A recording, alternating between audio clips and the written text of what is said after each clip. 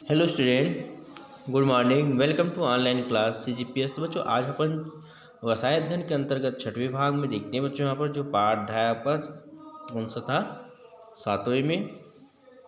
तो उसमें देखते हैं पहला जो है प्रतिधारित लाभ के गुण। तो यहाँ पर जो है प्रतिधारित लाभ जो आपको बताया था बच्चों, यहाँ पर अंशपत्र ऋण पत्र के बारे में, इसी का आगे जो है प्रतिधारित के गुण के बारे में, कंपनी के लाभों का पुनर्निवेश करने या उसका प्रतिधारण करने से, मतलब उसको दूसरे को देने पर से कंपनी जो अंशधारी और निवेशकों, समाज सभी को लाभ होता है। तो पहला है कंपनी को लाभ। आय के प्रतिधारण से कंपनी को निम्न लाभ होता है। पहला, विकास का श्रेष्ठ साधन। मतलब कौन सा है जो है विकास का श्रेष्ठ साधन? आय के प्रतिधारण से बनाए गए विभिन्न कोषों में एकत्र राशि से कंपनी अपना विकास में विस्तार अच्छी तरह से कर सकती है तथा इसकी गति कुछ कम होती है। तो इस प्रकार बच्चों यहाँ पर देखेंगे विकास का श्रेष्ठ साधन हो गया। दूसरा देखते हैं बच्चों यहाँ पर संतुलित लाभांश नीति। मतलब जो है हम बनाते हैं उसमें संतुलित लाभांश नीति ना, इस नीति से स्वामियों को एक समान लाभांश वितरित किया जाता है, अर्थात अत्यधिक लाभ के वर्षों में लाभ का बड़ा भाग पुनर्निवेश कर तथा कम लाभ वाले वर्षों में सामान्य लाभांश बांट कर लाभांश नीति को संतुलित बनाया जा सकता है। अगला बच्चों देखेंगे यहाँ पर ऋण की अदायगी शीघ्र। मतलब कंपनी जो है स्वयं के कोषों में एकत्र राशि से बाहर ऋणों की अदायगी शीघ्र कर सकती है। इससे अनावश्यक ब्याज का बोझ कंपनी पर नहीं पड़ता है। चौथा है कार्य कुशलता में वृद्धि। मतलब आंतरिक वित्त व्यवस्था के कारण संस्था के पास नवीनीकरण व मरम्मत व विकास के लिए पर्याप्त पूंजी रहती है। इससे कार्य कुशलता में क्या होती है? वृद्धि होती है। पांचवा बच्चों यहाँ पर दिया है संकटों का सामना। तो यहाँ पर विशेषकर जब होता है जब कंपनी की लाभ अर्जन क्षमता कम हो जाए या मंदी काल जैसे संकटों से निपटने में यह विधि की काफ़ी प्रभावपूर्ण रहती है संकटों में सामना करने के लिए। छठवां, प्रबंधकों के मनोबल में वृद्धि। पर्याप्त आंतरिक कोष रहने के कारण, पहले से जमा रहने के कारण प्रबंधकों का मनोबल सदैव ऊंचा बना रहता है। मनोबल में वृद्धि होने से विकास की नई नई योजनाएं बनाई जा सकती है। सातवां, मूल्यह्रास व हानियों की पूर्ति। कंपनी के अंतर्गत लाभ बताया, ठीक है बच्चों। तो आंतरिक हानियां व मूल्यह्रास की पूर्ति इन संचित कोष से शीघ्र किया जा सकता है जो बचा हुआ धन रहता है। व्यापार के लिए यह अनुपात जो है संपत्ति होती है, अतः इनका शीघ्र अपलेखन आवश्यक है। आठवां है आत्मनिर्भरता। मतलब प्रतिधारिता आय कंपनी के वित्त पोषण का आंतरिक जो है स्रोत है जो रखा रहता है, जिससे कंपनी की वित्त व्यवस्था हेतु अन्य बाह्य स्रोत पर पूर्णतः निर्भर रहने की आवश्यकता नहीं रहती है। तो ये हुआ कंपनी के अंतर्गत लाभ बच्चों। अब देखेंगे अंशधारियों को लाभ कैसा होता है यहाँ पर। तो प्रतिधारित लाभ से कंपनी के अंशधारियों को निम्न लाभ होता है। क्या होता है प्रतिलाभ से? ध्यान देंगे यहाँ पर प्रतिधारित से। पहला, संतुलित लाभांश। मतलब इस नीति से अंशधारियों को प्रतिवर्ष एक समान लाभांश दिया जाता है। किसको? अंशधारी को। इससे अंशधारी को अपनी आय को सुनिश्चित करने का अच्छा अवसर मिल जाता है। दूसरा, सुरक्षित निवेश। मतलब जो करते हैं वो काम उसमें पैसा लगाते हैं, सुरक्षित निवेश। ऐसी कंपनी जहाँ आंतरिक कोष पर्याप्त होती, मतलब आज नहीं कल उसको मिल सकता, वहाँ के समस्त निवेश सुरक्षित माने जाते हैं, अर्थात अंशधारी द्वारा किया गया निवेश सदैव सुरक्षित माना जाता है।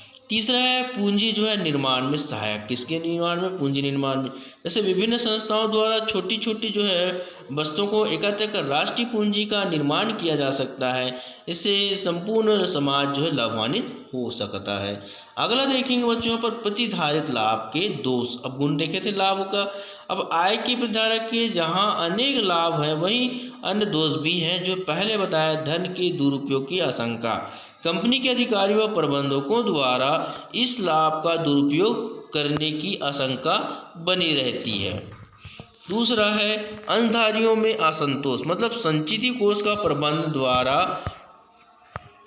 द्वारा दुरुपयोग करने या वांछित लाभ से कम लाभांश मिलने के कारण अंशधारियों में असंतोष बढ़ने लगता है। मतलब उनको मिलना चाहिए जो नहीं मिल पाता, इस कारण असंतोष फैलते हैं।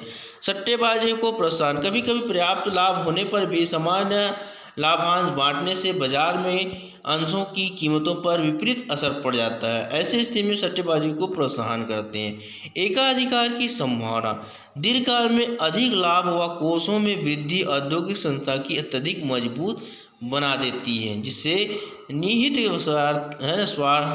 स्वार्थ में वृद्धि होने लगती खुद के। इससे एकाधिकारी स्थिति बनने का अवसर आने लगता है। यह स्थिति व्यापार के लिए अच्छी नहीं है। आकार में वृद्धि अनुकूल, मतलब कोष में वृद्धि से कभी कभी क्या होता है, कंपनी का अनुकूल आकार जो में वृद्धि होने लगती बढ़ती जाती है। कभी कभी ये परिस्थिति विनाश की ओर ले जाती है।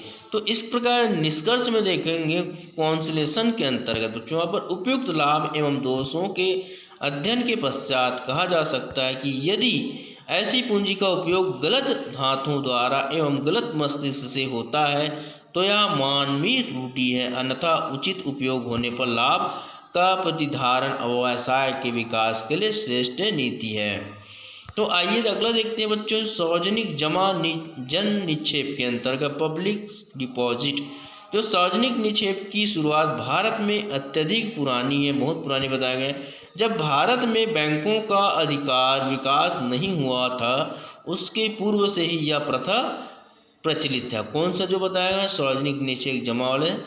तो यहाँ पर बताया गया है प्रारंभ काल में ये निक्षेप काल्पनिक होते थे, मतलब अल्पकालीन होते कुछ समय, किंतु विश्वास साख व सुविधाओं के कारण अब मध्यकालीन निक्षेप 10 या 12 वर्ष में वृद्धि हुई है। यह पद्धति मुंबई, अहमदाबाद, सोलापुर के सूती वस्त्र उद्योग में काफ़ी लोकप्रिय हुए, किंतु जनता में अविश्वसनीयता के कारण इसकी जो है लोकप्रियता कमाई है। अब देखें एडवांटेज में, लाभ में देखेंगे बच्चों यहाँ पर सार्वजनिक निक्षेप या ऋण प्रणाली के निम्न लाभ है। पहला, मितव्ययिता। ऋण पत्रों को निर्गमित करने में अनेक जो है औपचारिकताएं व वैधानिक व्यय करने पड़ती हैं, सभी को मालूम है यहाँ पर, किंतु सार्वजनिक निक्षेप में ऐसी व्यय नहीं होने से पूंजीपति हैं जो है पूंजी प्राप्ति में मितव्ययिता की जा सकती, संयमता बरता जाता है। दूसरा देखेंगे सरल प्रणाली। ऋण प्राप्त करने की अन्य प्रणालियों में यह सर्वाधिक सरलता मानी जाती है। आपको बताया गया है बच्चों यहाँ पर अधिक लाभांश वितरण में सहायक। सार्वजनिक जमा पर ब्याज की दर जो है व्यवसाय के लाभ अर्जन दर से कम होती जितना होना चाहिए, इसलिए कंपनी अपने अंशों पर अधिक लाभांश बांट सकती है। इससे कंपनी के साख में वृद्धि होती है। अगला चौथा जो दिया बताया, कोष निर्माण में सहायक, मतलब कोष मतलब फंड में।